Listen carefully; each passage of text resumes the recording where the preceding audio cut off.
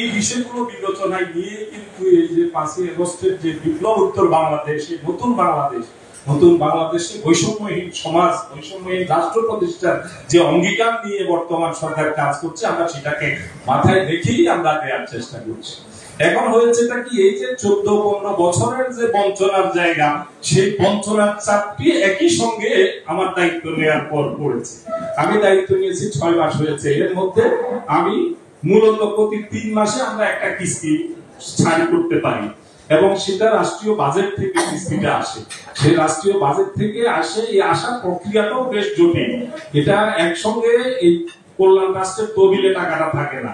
প্রত্যেক 3 মাস অন্তর আমাদেরকে এখান থেকে নির্দিষ্ট প্রক্রিয়ায় লিখতে হয়। লেখার পরে ওই টাকাটা বাংলাদেশ ব্যাংকের আইবাস একটা সিস্টেমের মধ্যে অনেকটাই সংগোপনে।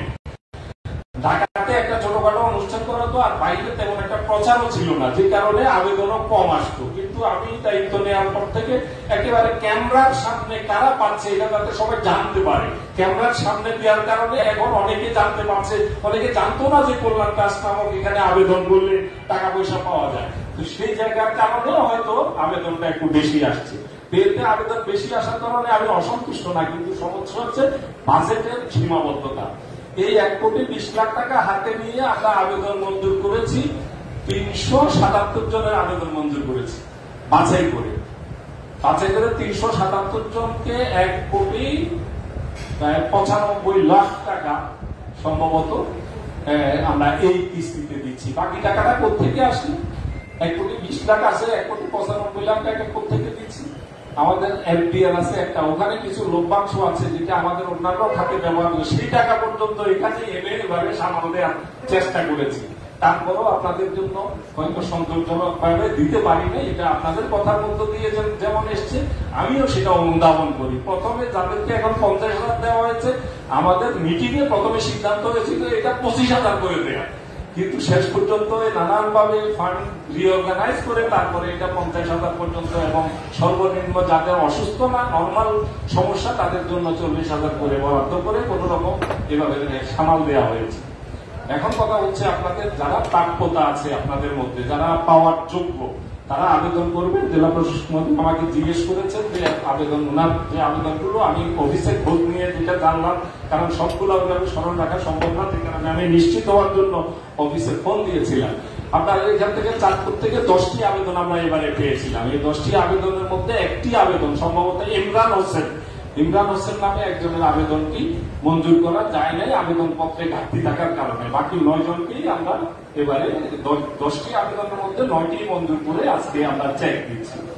এর বাইরে আপনারা যারা আছেন, যারা পাওয়ার যোগ্য সত্যিকার অর্থে, যাদের খুব প্রয়োজন, তারা আবেদন করবেন। ইনশাআল্লাহ পর্যায়ক্রমে যারা পাওয়ার যোগ্য একজনও বাদ করবেন না।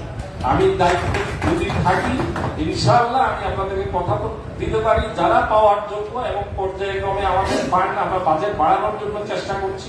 আমাদের এখানে যে বাজেট ছিল বার্ষিক, সেই বাজেটটি আমি অনেক চেষ্টা কষ্ট করে এটা 2 কোটি টাকা বাড়ানোর ব্যাপারে আমি সম্মত করতে পেরেছি, যদি ঠিকঠাক মতো শেষ পর্যন্ত আসে।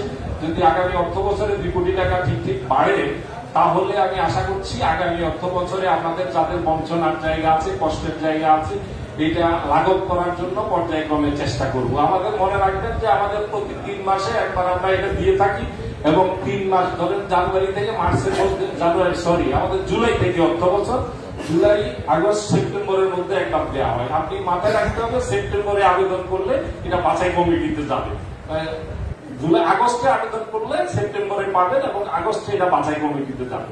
এভাবে প্রতি 3 মাসের যে মধ্যবর্তী মাস আছে, এই মধ্যবর্তী মাসটাতে আমরা বাছাই করে আবেদনগুলো বাছাই করে থাকি। তারপরে এটা বোর্ডে গিয়ে শেষ মাসে গিয়ে বিতরণ করা হয়। আমি এটা আজকে যেটা আপনাদেরকে দেবো, এটা মূলত হচ্ছে জানুয়ারি থেকে মার্চ মাসের কিস্তি থেকে যে চেক, সেটা আজকে দিচ্ছি। এখন আমাদের এপ্রিল থেকে জুন পর্যন্ত যে কিস্তিটা আছে, এটা আমরা আগামী মাসে মে মাসে আমরা বাছাই করবো। মে মাসের হয়তো 6 দিনে বাছাই কমিটির মিটিং হবে। তার আগে জেলা প্রশাসক মহোদয়ের সাথে আপনারা কথা বলে আবেদনগুলো পাঠাবেন। তবে একসঙ্গে সবাই চাকরি পড়ার দরকার নাই, তাহলে হয় কি আমরা চাপ অনুভব করে তখন স্বাভাবিকভাবে সেখানে আমাদেরকে কঠিন ভাবে সব দেখে শুনে কাকে রাখা যায় তাকে বাদ দেয়। যদি আপনারা পর্যায়ক্রমে দেন তাহলে আমার মনে হয় যে আপনাদের জন্য সুবিধা হবে। আমি আপনাদেরকে বলবো নেক্সট ইয়ার জন্য আপনারা 10 থেকে 15টি আবেদন পাঠান। এর পরের ধাপে আবার জুলাই থেকে সেপ্টেম্বরের মধ্যে আবার আপনারা 10-15টি পাঠান। এর মধ্যে এভাবে পাঠালে আমার বিশ্বাস যে আগামী 1 বছর, আগামী অর্থ বছরের মধ্যে আপনাদের এখানে হয়তো পাওয়ার মতো, আবেদন করার মতো আপনাদের এখানে লোকও তেমন একটা থাকবে না। তো সুতরাং ওরিড হওয়ার কিছু নাই। আরেকটি হচ্ছে কল্যাণ ট্রাস্টের ব্যাপারে বিভিন্ন ধরনের পরামর্শ আসছি। কল্যাণ ট্রাস্টের ব্যাপারে বিভিন্ন ধরনের পরামর্শ এসছে। শিক্ষাবৃত্তি আমি দায়িত্ব নেওয়ার পর কল্যাণ ট্রাস্টের শুধু এই অনুদানের মধ্যেই সীমাবদ্ধ ছিল। আমি দায়িত্ব নেওয়ার পরে এই কল্যাণ ট্রাস্টে আরো কি কি করা যায় সেই খাতগুলো অনুসন্ধান করার চেষ্টা করেছি, এবং সেক্ষেত্রে আমি দেখেছি যে সাংবাদিকরা যে কষ্টটা ভোগ করে তার মধ্যে অন্যতম হচ্ছে সন্তানদের লেখাপড়ার ক্ষেত্রে। সেই জায়গাতে আমরা বিগত আমাদের তথ্য উপদেষ্টা নাহিদ ইসলাম তার ঐকান্তিক সমর্থন